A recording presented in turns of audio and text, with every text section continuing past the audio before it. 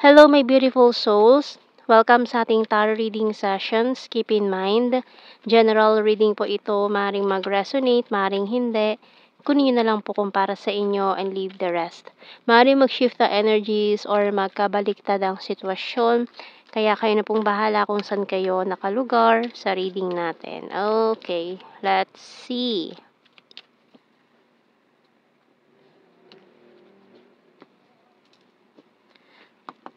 So, may nahulog na tayong cards. Five of Wands and the Page of Cups. Six of Pentacles. Knight of Cups. Nine of Cups. And this Knight of Swords. King of Swords. And the Justice. Okay, bottom card, let's see the Eight of Pentacles. Okay, so parang ano ka na lang focus ka na lang sa goals mo ngayon. Parang may mga dinedma ka ngayon na taong interested sa'yo kasi parang hindi kayo same vibes or same frequency kaya parang ay teka hindi tayo magka-vibes. Parang inisip mo na agad na ay hindi kami magkakasundo nito kaya ni-reject mo na agad, tinake down mo na agad, parang naninigurado ka na ngayon. Kasi parang, ang goal mo is makita yun talagang your tribe, your people, yun mga taong talagang susuportahan ka all the way. Ayaw mo na ng mga toxic, fake persons na kunyari is into you, kunyari ay gusto ka, kunyari mahal ka, kunyari ay katuwang mo or karamay mo sa mga pagsubok sa buhay. Pero itong mga taong to pala ay may mga tao kasi na ni-reveal yung mga tunay nilang intention sa'yo in the past years or lalo na nung taong 2023, ni-reveal yung mga tunay na kulay ng mga taong to. Kaya ngayon ay naninigurado ka na ng mga tao na papapasukin sa buhay mo. Which is a very good thing na maaaring natuto ka na ng bonggang-bongga sa mga lessons in life na mga pinagdaanan mo. So, tingnan natin. Signs and symbol cards.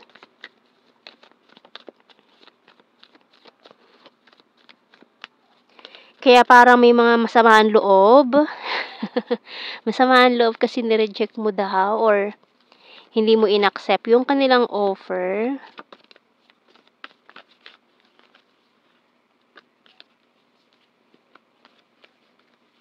Ang dami. Pero nalaglag na itong lock. 3, snail, light bulb, and tide. Ayan. Kasi matagal ka natali sa isang sitwasyon na hindi ka sigurado, na hindi ka masaya. So, ngayon, parang ine-enjoy mo itong freedom mo. Ayan, perfume. Pero ang daming attracted sa'yo ngayon. Ang daming gustong i-date ka, i-take you out in a date. Ayan, marami talagang, kasi yung yung light mo nga talaga para kang lumiliwanag dyan eh. Kaya marami na-attract sa'yo ngayon na, anong tawag doon, mga gamo-gamo. Para ka kasing nagliliwanag dyan eh, na ilaw, kandila, apoy. Kaya marami na-attract sa'yo ngayon na gamo-gamo, 'di ba? So, ayan, kaya marami talagang interesado sa'yo ngayon diyan. Kaya piliin mo mabuti kung sino talaga yung mga papapasukin mo sa buhay mo kasi marami talaga mga oportunista ngayon. So, mag-ingat. Ayan. So, we have here, hello from heaven by Archangel Azrael. Your loved ones in heaven are doing fine. Let go of worries and feel their loving blessings.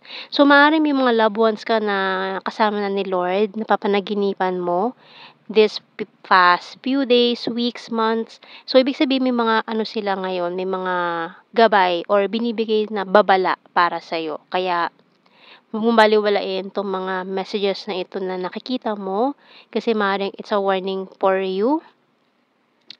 Ayan, so tingnan natin.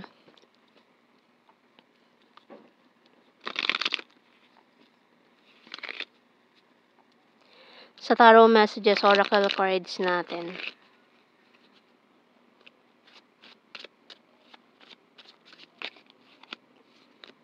I want solid foundations, crying over you feeling lost.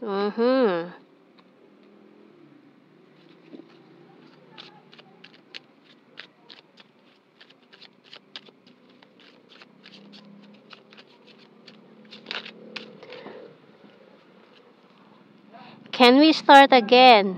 Giving up.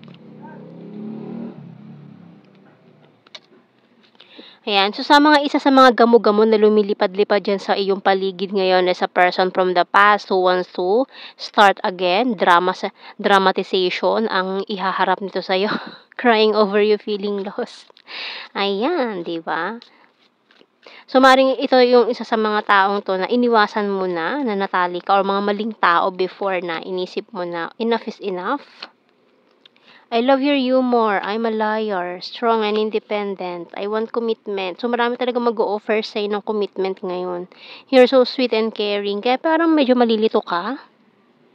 For some of you, parang focus na lang muna sa goals kasi for some of you, hindi pa ready na pumasok sa isang panibagong relasyon. My life is not as together as it seems. I remember every detail of that day. Can't stop thinking about you. I'm grateful for the spiritual lesson. I know I was a distraction from your pain.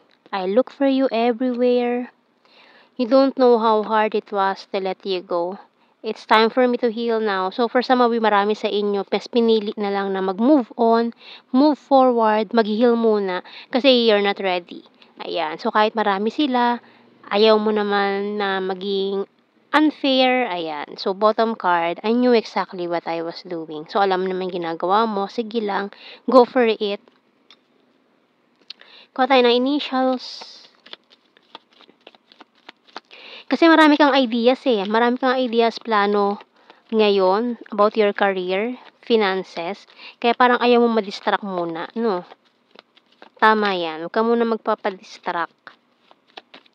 So, focus lang muna sa goals. Meron tayong letter H, A,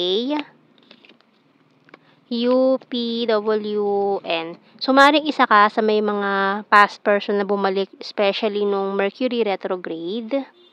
Ayan. Kaya, pero dinedma mo lang. Kasi focus ka nga muna sa goals or you're still trying to move on from the situation. X, N, bottom card B. Yan, kung isa ka sa may mga past person na bumalik nung Mercury retrograde, last Mercury retrograde ng 2023 hanggang January 1. Ayan. Para mas pinili mo muna yung sarili mo ngayon. Tingnan natin blue card, jealousy. Obsession. And balance. So, you're trying to balance everything muna para talagang, nagiging wais na tayo, ha? Very good. Ayan. So, tingnan natin general signs and messages.